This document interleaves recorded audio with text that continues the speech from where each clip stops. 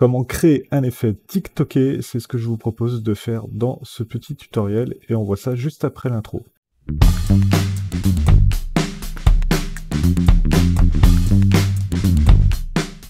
Salut à tous, c'est Laurent et bienvenue dans cette nouvelle vidéo sur Affinity Designer. Aujourd'hui, je vous propose de créer cet effet du logo TikTok, un effet qui est plutôt tendance et donc du coup, j'ai commencé par faire une capture d'écran du logo TikTok et cette capture d'écran va me servir de base pour les couleurs et je vais déplacer cette capture d'écran hors de mon canevas.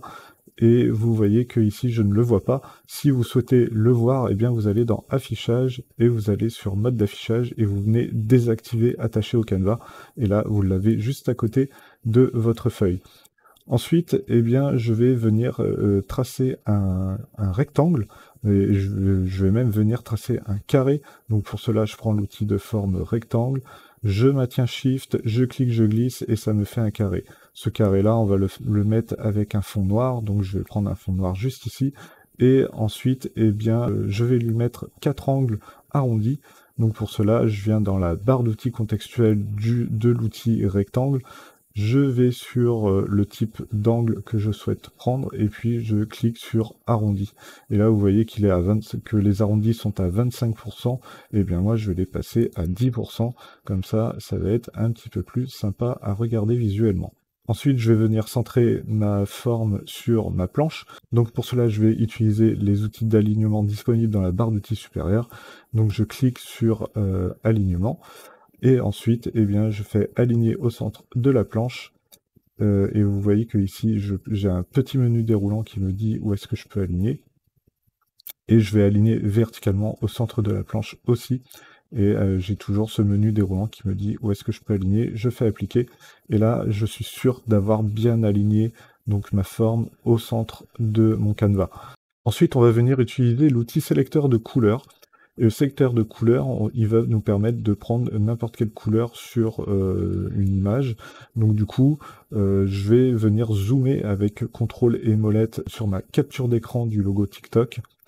Et ensuite, eh bien, au lieu de cliquer juste une fois pour capturer la couleur et l'avoir ici, eh bien, je vais, en même temps que de la capturer, appuyer sur CTRL.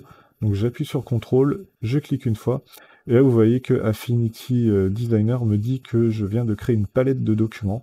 Donc ça m'a conservé ma couleur dans une palette qui ne sera destinée que à ce document, donc que au document sans titre que je suis en train de créer, et pas à un autre document. Et je vais faire pareil pour le bleu, donc je maintiens CTRL, je clique une fois et le bleu est sauvegardé dans ma palette. Donc bien sûr, j'avais oublié de désélectionner ma forme, donc forcément, il a pris les couleurs des autres. Donc là, ce n'est pas très grave. Vous voyez que dans le panneau échantillon, à côté du menu déroulant des palettes, eh bien, j'ai le noir qui est mis par défaut, donc je vais pouvoir l'utiliser. Ensuite, on va venir prendre l'outil de texte artistique, on va cliquer, on va glisser, et puis vous allez pouvoir mettre la lettre de votre logo, ou vous allez pouvoir mettre une forme quelconque, hein, comme vous le souhaitez. Ensuite, avec cette lettre que je viens de tracer, je vais déjà la centrer bien au milieu, et ensuite, eh bien, je vais en faire un symbole. Donc je vais aller dans Fenêtre, je vais cliquer sur Symbole, et vous voyez que ici, eh bien, j'ai le panneau symbole qui apparaît, et dans ce panneau symbole, eh bien, je vais pouvoir venir créer un premier symbole avec cette lettre-là. Donc je fais Créer, voilà, et ensuite je viens réinsérer un autre symbole juste ici. Par ailleurs, si vous souhaitez découvrir un petit peu plus de fonctionnalités et à quoi peuvent servir les différents panneaux du studio, eh bien, j'ai créé la masterclass Affinity Designer où je vous guide pas à pas dans la prise en main d'Affinity Designer et vous aide à faire de ce logiciel votre meilleur allié pour la réalisation de vos projets. Des fonctionnalités de base aux fonctionnalités les plus avancées, vous allez découvrir vraiment tous les secrets de ce programme. Donc le lien est en description, n'hésitez pas à aller faire un petit tour. Pour fêter les 4000 abonnés, eh bien j'ai laissé un code promo, donc n'hésitez pas aussi à l'appliquer lorsque vous serez sur le site si vous êtes intéressé par cette masterclass. On va pouvoir maintenant continuer notre tuto. Si je viens changer la couleur donc du W, eh bien vous voyez que tous les objets ont changé de couleur. Et si je change aussi la lettre, eh bien, toutes mes lettres, tous mes objets vont changer. Et c'est ça la principale force du panneau symbole, puisque ça vous crée des objets intelligents qui peuvent être mis un peu partout sur votre document. Et si vous en modifiez un, eh bien, tous les autres se modifient en même temps.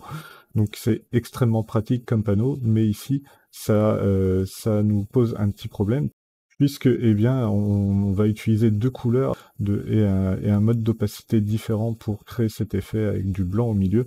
Donc du coup, eh bien, il va falloir qu'on désynchronise un des deux symboles. Donc on va prendre le symbole qui est au-dessus, on vient le désynchroniser, et dessus on va venir appliquer un effet de calque. Donc pour appliquer un effet de calque, vous allez sur le panneau calque, vous cliquez sur FX, et ici vous venez appliquer une superposition de couleurs. Vous venez choisir votre couleur grâce à la petite case que vous avez juste ici, et ensuite vous venez choisir grâce au menu déroulant les échantillons, et là vous retrouvez vos couleurs que vous avez sélectionnées. Ensuite vous faites fermer. Une fois que vous avez appliqué cet effet, eh bien vous venez resynchroniser le symbole, hop, comme ceci. Comme ça vous allez toujours pouvoir venir normalement changer les lettres ensemble, là pas de problème. Et juste après, eh bien, on va venir changer le mode d'opacité donc de l'objet qu'on a au-dessus, donc ici du bleu. Et pour changer le mode d'opacité, vous allez sur les calques, et juste à côté d'opacité, eh bien, vous avez différents modes. Donc là, je vais les changer, mais ça ne va pas fonctionner, je vous préviens déjà. Vous voyez, si je vais sur éclaircir, il n'y a rien qui fonctionne. Ça fonctionne que sur le symbole qui est en arrière, et là ça pose vraiment un problème puisque c'est pas du tout ce qu'on veut faire. Donc pour pallier à ça, eh bien il y a une astuce, c'est de créer un groupe avec le symbole sur lequel on souhaite mettre un mode d'opacité différent. Donc ici on souhaite mettre un mode d'opacité différent sur notre symbole qui est bleu, donc je vais créer un groupe avec seulement ce symbole à l'intérieur du groupe. Donc pour créer un groupe, vous allez dans calque, vous cliquez sur grouper, ou sinon vous sélectionnez votre calque ici, et vous faites CTRL-G ou Command-G sur Mac, et là vous avez créé un groupe. Et maintenant vous allez pouvoir changer le mode d'opacité et passer en mode d'opacité éclaircir, et là vous voyez que eh bien, on a le blanc qui apparaît au milieu, et on a créé l'effet TikTok. Donc voilà, nickel, on a créé l'effet TikTok. Maintenant, pour être bien sûr que cet effet fonctionne avec toutes les lettres, eh bien, on va pouvoir venir changer de lettres aussi. Et vous voyez que, eh bien, c'est complètement compatible. Ça le fait clairement, donc c'est génial. C'en est tout pour ce tuto, j'espère que celui-ci vous aura plu. Si c'est le cas, eh bien, laissez-moi un petit commentaire et un petit pouce levé en l'air pour référencer la vidéo. Et je vous dis à plus tard pour un prochain tuto. Ciao!